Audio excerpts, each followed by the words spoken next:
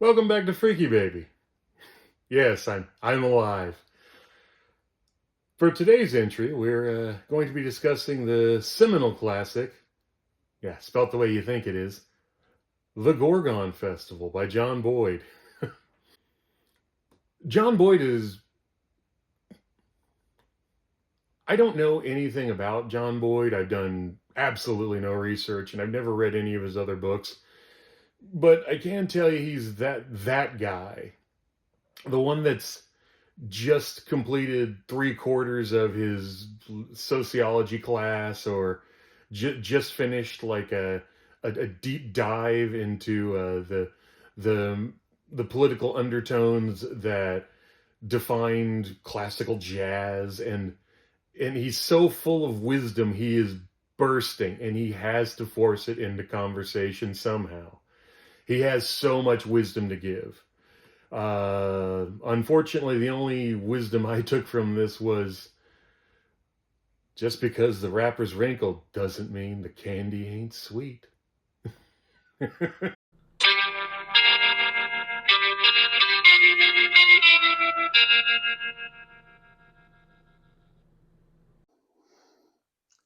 When we begin the narrative, our intrepid hero is a Stanford research scientist who has hit upon great things in the past and is currently working on something very top secret, hush hush, but he doesn't want to tip his hand too soon. Unfortunately, it's time for grant renewal, so he's having to walk a fine line to get more money, but not show off too much of what he's developed. And what he's developed is actually quite revolutionary.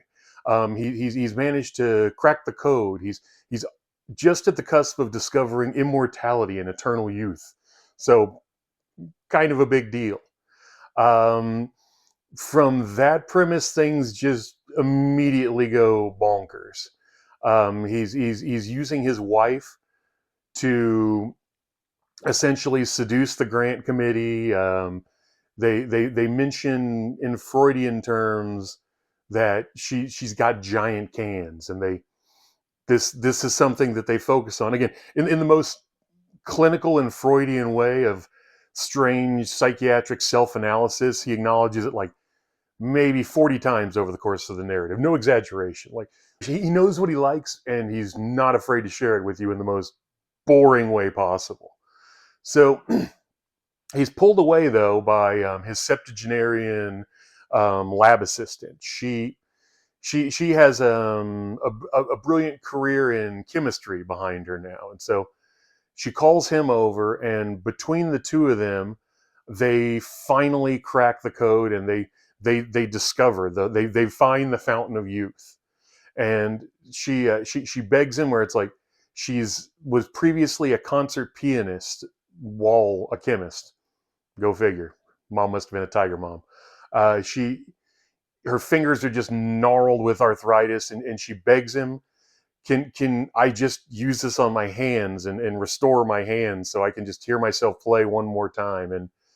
And he, being part of academia, knows better and goes, okay, no, first we have to get this on paper. So they fill out this thing, essentially protecting him legally if anything goes horribly wrong, like she develops finger teeth or something.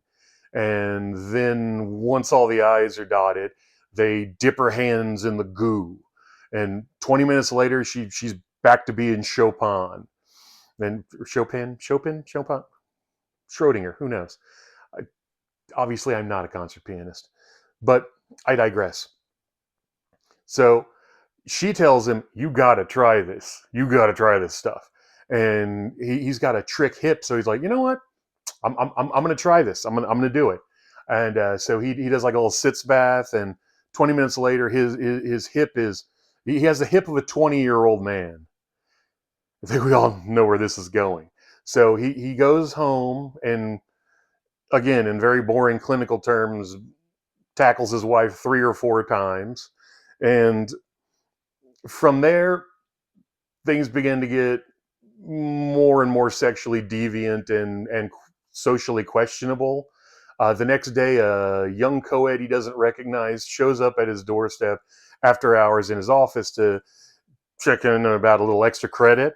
And of course, he spurns her, and he puts the pieces together like an hour later. That's like, oh, that was definitely my lab assistant. She's lost in the sauce. She's been dosing. And so he tries to find her to talk to her because he's like, we don't know all the horrible ramifications, blah blah blah. She's gone.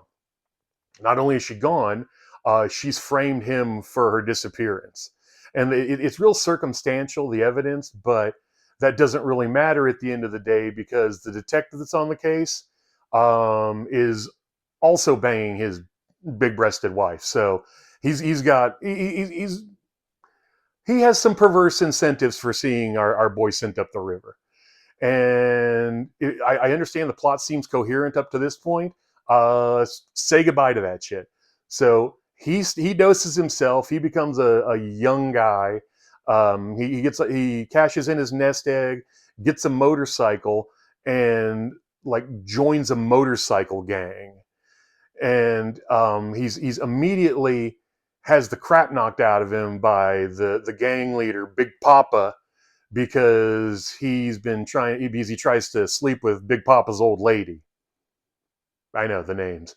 And so what ends up happening from there is they decide to give him a haircut, which essentially, as far as I can tell, is beating him in the head with a sharpened chain. And they're about to give him some manscaping as well. They like take down his pants, and it's going to be like James Bond, that first episode with or that first movie, Casino Royale, like Le Chiffre, where you get the picture.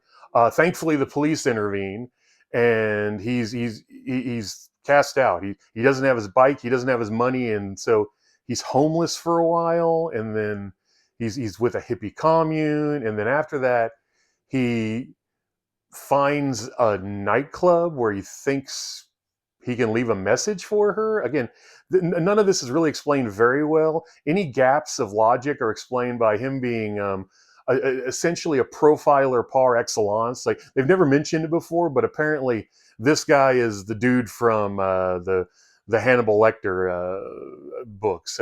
Thomas Harris is like, you know the guy, the profiler, that guy. So he figures out that this is a club for some reason she hangs out with and has affiliation with. So there's like a bulletin board in a bathroom, and he leaves a message for her there, and he has to pay to keep it up there. And that's his. He's linchpinned his hopes on this message getting to her from the men's room. That's his brilliant plan. But since he's on the run, he has a bestie who talks him into an interesting proposal.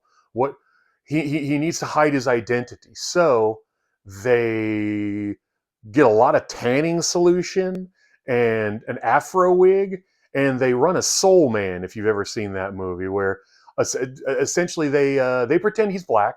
They give him a backstory that he's from Mobile, Alabama, and like slow in the head, and they try to, and they get him a job as a janitor at this nightclub where he has this message on the men's bathroom wall. Yeah, no, I understand this doesn't make any sense. Don't worry, it gets worse. So from there, he starts making nice with some of the local talent, and he comes to realize that he's actually quite adept at jive rhyming speak. So much so that he becomes the Goodwill Hunting of black lyricism, despite being, again, a white Stanford professor in his 50s. Apparently, he's just like a rapper par excellence. And so he ends up selling his services to some of the bands. And while he's doing this and developing this career as a lyricist / janitor, he stumbles upon a rhythm and a rhyming sequence which can unmoor the unstable molecules of the youthed, like such as himself and his runaway lab assistant. So like essentially, like they can use rap music to shake their genetic structure and RNA loose back to factory settings. That's what we're going with. So just when you think it can't get any worse, she ends up tracking him down and apparently always knew where he was. And she drags him to this compound. And you discover that she's essentially like a cartoon supervillain now. And she has this master plan because she thinks the greatest threat to humanity right now is without a doubt overpopulation, and so she has a plan. So her master plan to avoid overpopulation is she's sprung a bunch of septuagenarians loose from old folks' homes and essentially is going to rely on their infertile wombs, but their cougar sexual ninja skills. She's going to put those in nubile young bodies, and like the men are going to get a taste of this. The young boys, they're going to get a taste of these skilled sexual creatures, and they'll have nothing to do with the naive young strumpets that they were interested in previously. And in this way, she's going to cut down on overpopulation. That's her evil plan. And so our intrepid hero, he pretends to kind of work along with her, and they host what they call the Gorgon Festival. And again, it's essentially Woodstock, but it's Woodstock with all of these like dangerous sexual cougar women that'll be running around and just banging all of the guys and just destroying the pecking order sexually, I guess. So, yeah. So the Gorgon Festival, it hits, and he manages to sneak into the song list that song that decouples the unstable DNA molecules or whatever crazy, however they phrase it. And so the song hits, and like there's lots of guys in the crowd. There's that haze. There's a haze of marijuana smoke, and just lots of free love. And in the middle of this song, while they're just having this orgy, suddenly the nubile beach bunnies start. Well, gravity takes hold, gravity and time, and so like a lot of young men develop trauma. Some of them, admittedly, they develop a new fetish.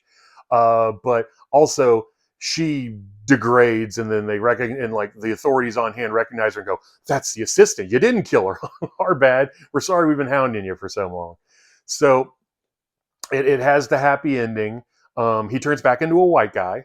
That happens eventually. He unglues the fro, and he gets back with his big-breasted wife, which again, they discuss Freud again.